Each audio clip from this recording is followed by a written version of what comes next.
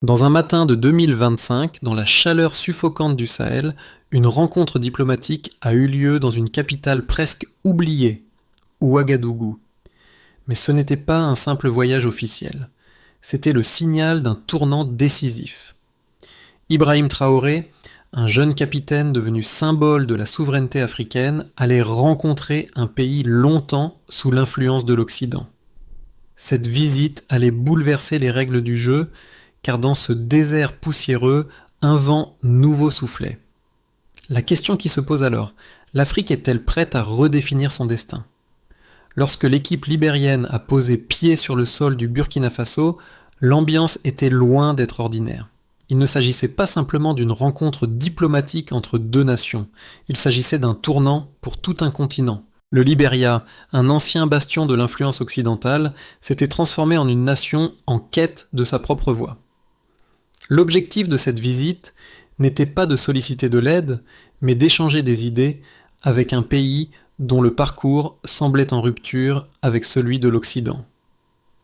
Le capitaine Ibrahim Traoré, un jeune leader qui a défié les attentes, a prouvé qu'une Afrique autonome était non seulement possible, mais nécessaire. Le Libéria, avec ses liens historiques profonds avec l'Occident, se demandait maintenant si l'avenir pouvait vraiment se construire sans la dépendance d'antan. C'est ce que Traoré et le Burkina Faso symbolisent aujourd'hui. Une Afrique qui se réinvente, un continent qui veut reprendre son destin en main. Le matin du 12 février 2025, une voiture diplomatique libérienne franchit les portes de l'aéroport international de Ouagadougou. Ce moment marquait un tournant pour deux nations autrefois considérées comme à la périphérie de la scène mondiale. Le Libéria, héritier des idéaux américains, cherchait depuis des décennies à se libérer de la tutelle étrangère, tandis que le Burkina Faso, sous la conduite du capitaine Ibrahim Traoré, venait de redéfinir ce que signifie être un État souverain dans le Sahel. Ce qui semblait être une simple rencontre diplomatique allait en réalité redéfinir les relations interafricaines. Le contraste entre ces deux nations ne pourrait être plus frappant. D'un côté, le Libéria, une nation fondée par des esclaves affranchis revenant des États-Unis au XIXe siècle, qui a toujours vécu sous l'ombre protectrice des puissances occidentales. De l'autre, le Burkina Faso, un pays sans littoral, pauvre en ressources naturelles, mais riche d'une détermination à affirmer sa souveraineté. Le Burkina Faso ne s'était plus contenté d'être un récepteur d'aides internationales, il s'était transformé en un acteur de changement, rejetant la dépendance pour se concentrer sur ses propres solutions. En 2023, Ibrahim Traoré avait expulsé les forces étrangères du pays et réorganisé les défenses nationales. En moins de 2 ans, son gouvernement avait redonné au peuple burkinabé une vision de l'avenir, fondée sur la solidarité nationale et l'autosuffisance. Le message était clair, l'Afrique doit pouvoir s'en sortir par elle-même, sans l'aide de puissances étrangères. Les leaders libériens, longtemps perçus comme des alliés fidèles de l'Occident, cherchaient maintenant à comprendre ce qui avait motivé ce changement radical. Le Sahel, une région de plus en plus marquée par l'instabilité, devenait le foyer d'une révolution silencieuse, non seulement sur le plan géopolitique, mais aussi économique et culturel. La question qui brûlait sur toutes les lèvres était: le Libéria pourrait-il, à son tour, se libérer de la dépendance ? Le capitaine Ibrahim Traoré incarne plus qu'un simple leader militaire. Il représente la nouvelle génération d'Afrique, celle qui aspire à écrire son propre avenir.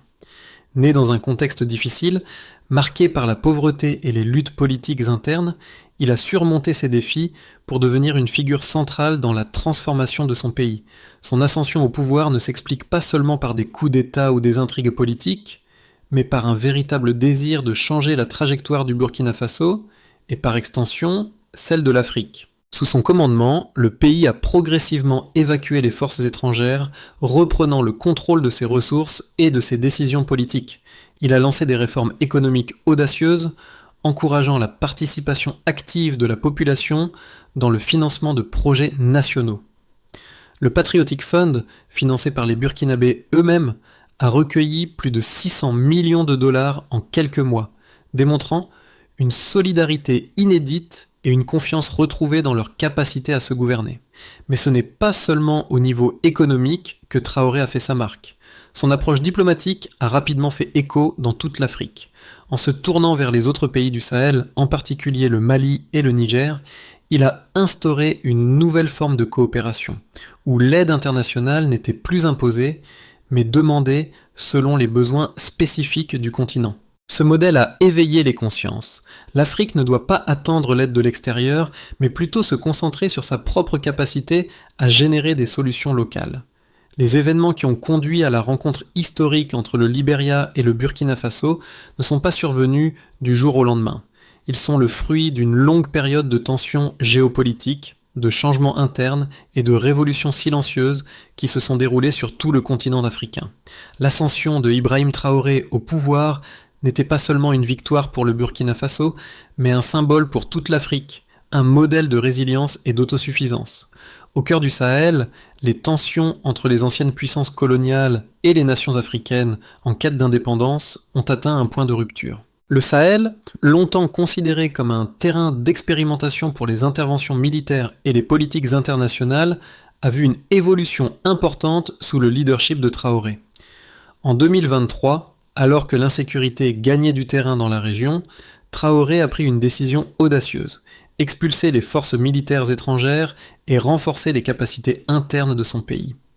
Cette décision n'a pas seulement renforcé la souveraineté nationale, mais a également jeté les bases d'une nouvelle ère pour l'Afrique de l'Ouest, où les pays ont commencé à repenser leurs relations avec les puissances occidentales.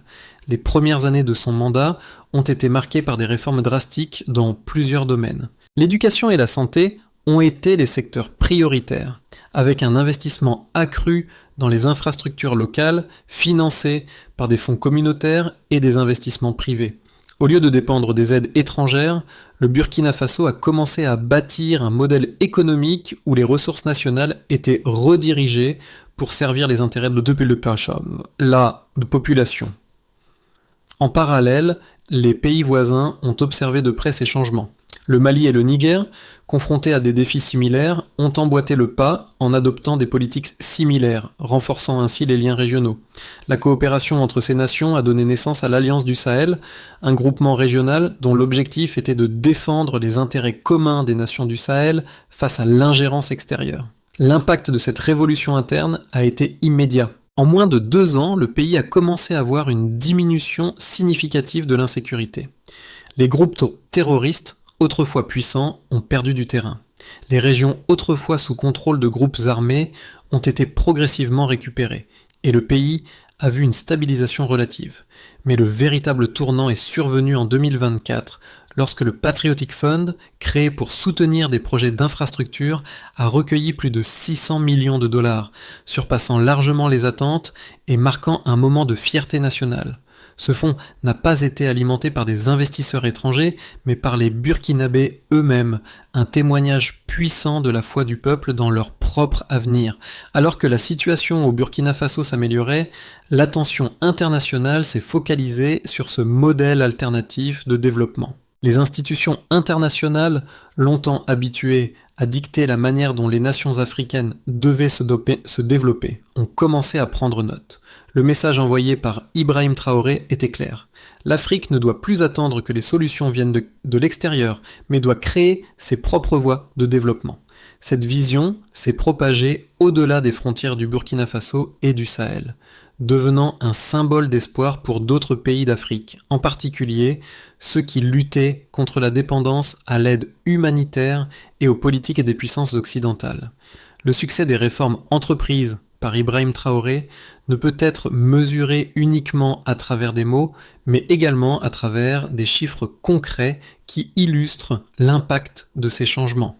En 2024, seulement 1 an après les premières initiatives majeures du gouvernement Traoré, les indicateurs économiques ont montré des résultats surprenants. Le Patriotic Fund, qui visait à mobiliser les ressources nationales pour financer les projets de développement, a récolté plus de 600 millions de dollars en moins de 6 mois. Ce fonds, alimenté exclusivement par les citoyens burkinabés, a permis de financer la construction d'infrastructures critiques, notamment dans les domaines de l'énergie et des transports. Ce chiffre est particulièrement significatif car il démontre un changement radical dans la mentalité du peuple burkinabé. Plutôt que de dépendre des aides internationales, Les Burkinabés ont choisi de prendre leur avenir en main en investissant directement dans le développement de leur pays. Un autre chiffre révélateur est celui des investissements privés dans les secteurs stratégiques. En 2024, les investissements privés dans le secteur de l'énergie solaire, un domaine jusque-là négligé, ont augmenté de 35% par rapport à l'année précédente. Ces investissements ont permis l'installation de plusieurs centrales solaires fournissant de l'électricité à des milliers de foyers dans des régions reculées, autrefois privées de toute forme d'énergie fiable. Mais ce n'est pas tout. L'industrie agricole, un secteur clé pour l'économie du Burkina Faso, a également connu une croissance rapide. En 2024, les exportations de produits agricoles ont augmenté de 25%, ce qui a contribué à une réduction de 18% du taux de chômage. Cette amélioration, c'est en grande partie due à l'introduction de nouvelles techniques agricoles soutenues par des programmes de formation pour les agriculteurs locaux. En outre, la productivité des fermes a augmenté de 15% grâce à l'utilisation de semences améliorées et à des méthodes de culture plus durables. En ce qui concerne la sécurité, la situation s'est considérablement améliorée. Le nombre d'attaques terroristes a diminué de près de 40% entre 2023 et 2024, tandis que la réorganisation des forces de défense a permis de reprendre le contrôle de plusieurs régions auparavant dominées par des groupes armés. Ces résultats ont été rendus possibles grâce à une série de réformes militaires et à un investissement dans la formation des forces de sécurité locales qui ont été renforcées par une collaboration plus étroite avec les autres pays du Sahel. Enfin, le produit intérieur brut, PIB du Burkina Faso, a connu une augmentation de 5,7% en 2024, ce qui dépasse largement la moyenne régionale de l'Afrique de l'Ouest. Cette croissance économique est le fruit des politiques internes qui ont stimulé la consommation locale et encouragé les entreprises nationales à se développer sans dépendre de l'aide internationale. Les données économiques, sécuritaires et sociales offrent un aperçu clair de l'impact des réformes menées par Traoré. Ce modèle, fondé sur l'autosuffisance et la coopération régionale, démontre que l'Afrique peut non seulement survivre sans l'aide extérieure, mais aussi prospérer grâce à sa propre force. C'est un message puissant que Traoré a envoyé à tout le continent. L'autodétermination est la clé de l'avenir de l'Afrique. Dans la quête de souveraineté et de prospérité, le modèle burkinabé sous Ibrahim Traoré n'a pas été sans opposition. Les critiques sont venues de plusieurs fronts, à la fois internes et externes. L'un des principaux arguments contre son approche réside dans l'idée que l'indépendance économique et politique du Burkina Faso pourrait, à terme, se retourner contre lui. D'abord, certains analystes occidentaux ont souligné que le pays manquait de ressources naturelles stratégiques qui pourraient soutenir un tel modèle de développement sans l'aide extérieure. Le manque de pétrole, d'or et de minerais rares qui abondent dans d'autres pays d'Afrique, comme le Nigeria ou le Congo, a été perçu comme un handicap majeur. De plus, la dépendance à des investissements privés internes pour financer les infrastructures n'a pas été bien accueillie par tous, car elle place une lourde pression sur la classe moyenne émergente, souvent plus vulnérable aux chocs économiques. Ensuite, à l'intérieur du pays, certains acteurs politiques et économiques ont émis des réserves quant à l'efficacité du Patriotic Fund et de la mobilisation de fonds locaux pour financer les projets nationaux. Bien que le fonds ait récolté plus de 600 millions de dollars en un temps record, des voix se sont élevées pour remettre en question la gestion de ces fonds. Certains ont craint que, sans un contrôle externe plus strict, les ressources n'étaient pas utilisées de manière optimale. Il est également important de noter que le modèle burkinabé repose en grande partie sur la coopération régionale, particulièrement au sein de l'Alliance du Sahel, pour assurer sa viabilité à long terme. Cependant, la situation géopolitique de la région demeure instable.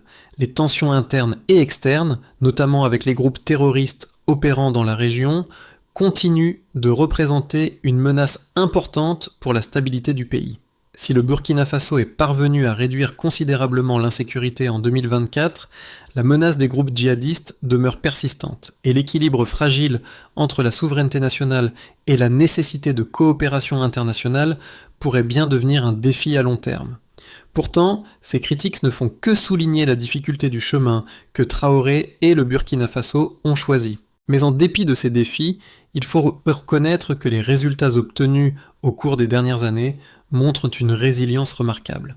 L'augmentation des investissements dans l'énergie solaire, l'essor de la production agricole et la stabilisation du pays sont des réussites notables qui valident en partie le modèle proposé par le capitaine Traoré. Le véritable défi, cependant, réside dans la durabilité de ce modèle. Le temps dira si ce modèle basé sur l'autosuffisance, les réformes internes et la solidarité régionale peut résister aux pressions économiques et géopolitiques à venir. Au milieu de ce processus de transformation, une révélation marquante a eu lieu en 2025.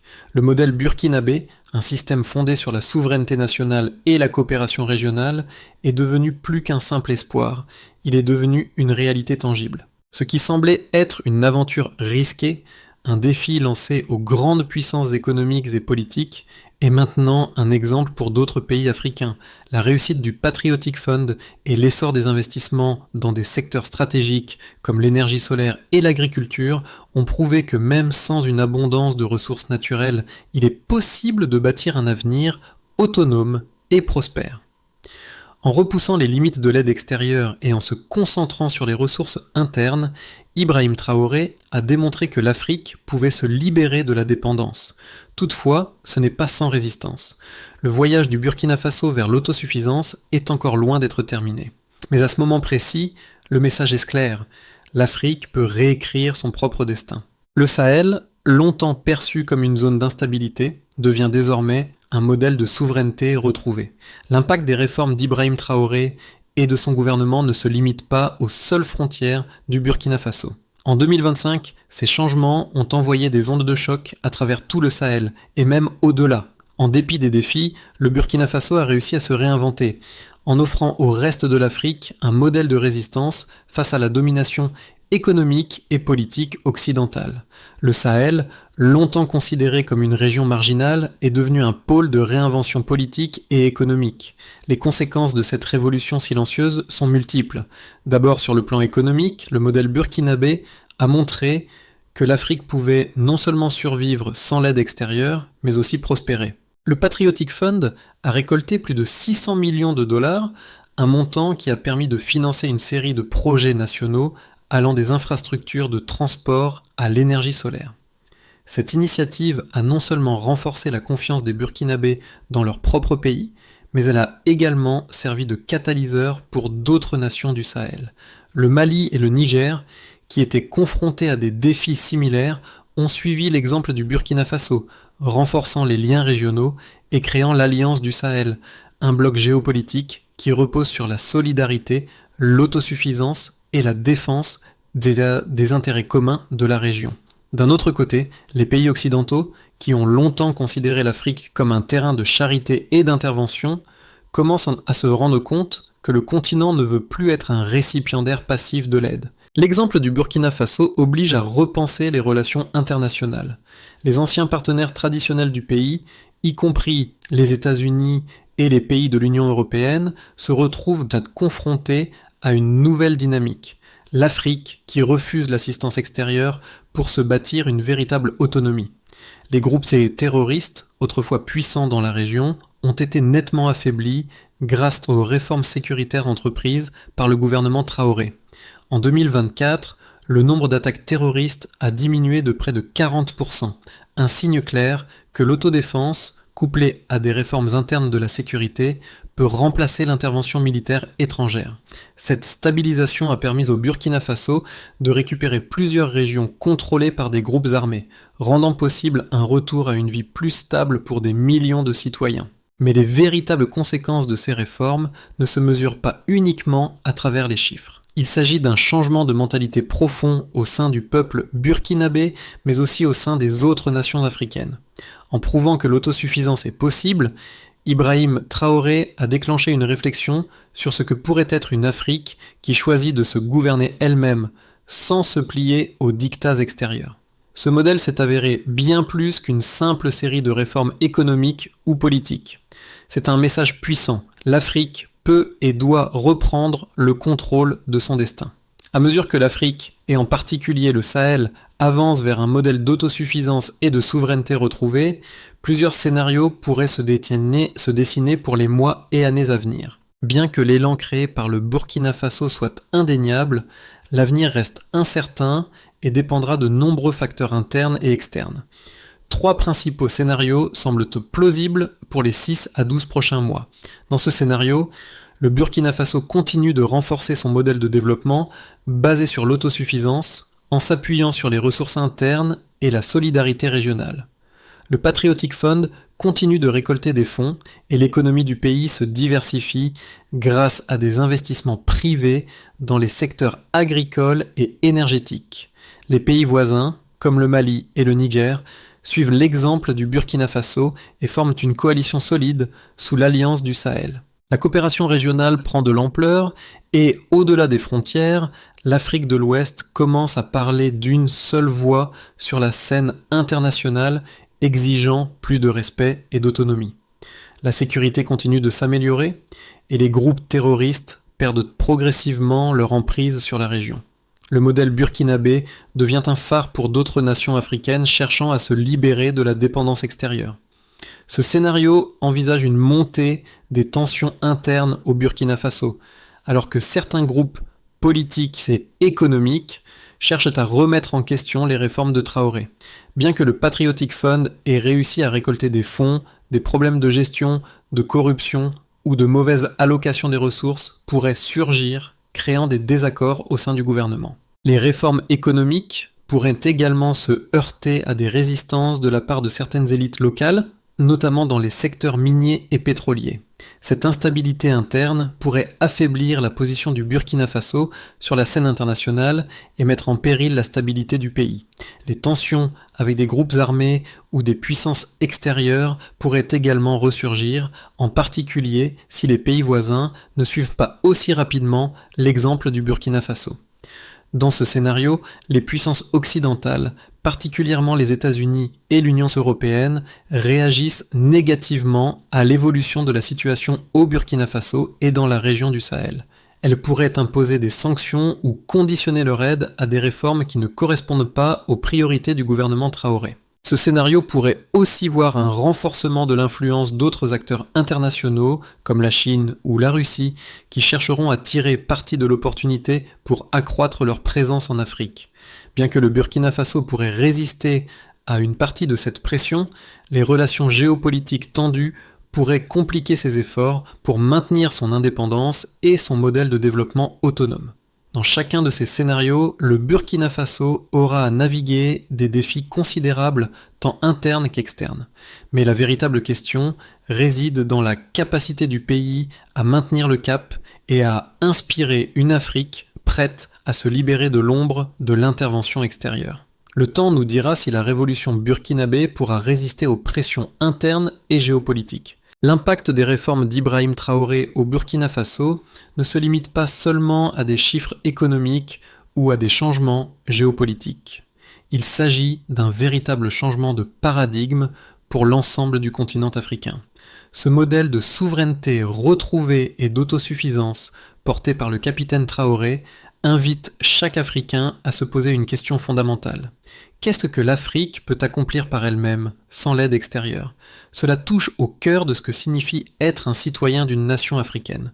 Cela évoque un futur où chaque pays peut se tenir debout de manière autonome, en utilisant ses propres ressources et en s'appuyant sur la solidarité régionale. Le modèle burkinabé montre qu'il est possible de s'affranchir des chaînes de la dépendance à l'aide humanitaire et aux bailleurs de fonds internationaux. Mais ce changement ne se fait pas sans sacrifice ni sans défi. Le Burkina Faso a dû faire face à des critiques internes et à des pressions extérieures, mais ces défis sont aussi des témoignages de la force de la vision qu'il défend. Pour le peuple africain, cette transformation s'inscrit dans une quête de dignité. Les jeunes, en particulier, sont appelés à croire en leur propre potentiel, à voir au-delà des obstacles actuels et à construire un avenir fait de leurs propres mains. Le message d'Ibrahim Traoré n'est pas seulement un message politique, il est un appel à l'action pour toute une génération de jeunes Africains. Croyez en vous-même, croyez en votre continent. L'Afrique a la capacité de se reconstruire. non pas en suivant les ordres du monde extérieur, mais en forgeant sa propre voie. C'est ce message qui résonne dans chaque coin du Sahel, et il est en train de devenir un cri de ralliement pour une Afrique unie, indépendante et digne. Le chemin tracé par Ibrahim Traoré pour le Burkina Faso et par extension pour le Sahel n'est pas seulement un modèle de survie, mais un plan concret pour l'avenir. Ce modèle repose sur 3 piliers essentiels: la solidarité régionale, l'autosuffisance économique et la gouvernance locale. Pour que ce modèle fonctionne, il faut avant tout un engagement clair de chaque nation à prendre son destin en main et à investir dans ses propres ressources. Première étape, renforcement de la coopération régionale. La mise en place de l'Alliance du Sahel est un élément clé dans la réalisation de cette vision. En unissant les forces des nations voisines comme le Mali et le Niger, l'Afrique de l'Ouest peut commencer à se libérer de l'emprise des puissances extérieures. La construction d'infrastructures communes, comme les lignes de transport et les réseaux énergétiques, est essentielle pour garantir une indépendance durable et éviter la fragmentation. Deuxième étape, accélération de l'autosuffisance économique. Le Burkina Faso a démontré que des fonds nationaux, comme le Patriotic Fund, peuvent financer des projets de grande envergure sans dépendre de l'aide internationale. Les autres pays du Sahel doivent suivre cet exemple en mobilisant leurs ressources locales pour soutenir des initiatives économiques telles que les énergies renouvelables, l'agriculture durable et les industries locales. Ce modèle offre une alternative à la dépendance aux bailleurs de fonds étrangers, souvent synonyme de conditions contraignantes. Troisième étape, gouvernance et renforcement des capacités locales. L'une des clés de la réussite de ce projet est la participation active des citoyens à la gouvernance. Le Burkina Faso a montré que, même dans un contexte de pauvreté et de contraintes, une nation peut se relever si ses citoyens croient en leur potentiel.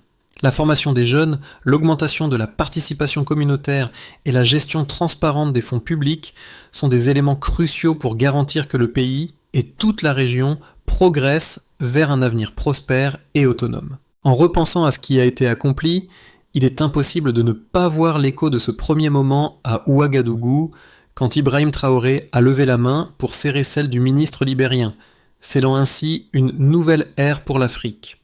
Ce geste symbolique, empreint de dignité et de confiance en soi, résonne encore à travers les générations. Ce n'est pas seulement une histoire de politique ou de stratégie géopolitique, mais une histoire de réappropriation. L'Afrique, qui a longtemps attendu l'aide des puissances extérieures, commence à redéfinir son propre destin. Le Burkina Faso a montré que l'autonomie n'est pas seulement un idéal, mais une réalité accessible. Les jeunes Burkinabés, qui autrefois se sentaient laissés pour compte dans les sables du Sahel, aujourd'hui voient un futur possible, un futur qu'ils peuvent façonner avec leurs propres mains. Cette lumière, allumée dans les rues poussiéreuses de Ouagadougou, brille maintenant à travers tout le continent. Comme le vent qui balaie les dunes du Sahel, cette révolution silencieuse se propage lentement mais sûrement. Elle rappelle à chaque Africain que la liberté et la souveraineté ne sont pas des cadeaux, mais des combats quotidiens pour se tenir debout.